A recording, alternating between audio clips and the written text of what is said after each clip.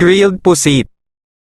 First thing to do is to clean the squid by removing its innards and the tough part of its spine, and parting ways with the resilient bits near its head.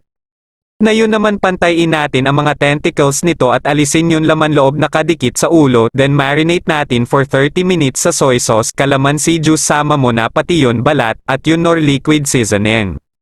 For the stuffing, pagsama-samahin natin sa mixing bowl ang sibuyas, kamatis, at celery, haluin ng mabuti at season natin ng toyo, at liquid seasoning, mix it well at itabi.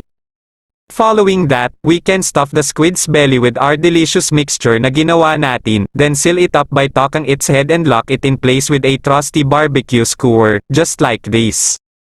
Ngayon i-grilled na natin ang mga pusit. Take note mga idol, madali lang maluto ang mga pusit, about 2 to 3 minutes per side. Next flip it over para yon kabilang side naman ang maluto at hiwa-hiwain ang belly nito para may smoky flavor ang stuffing natin. Then para sumarap pa ang atin pusit, pairan pa natin ang natirang marinated sauce.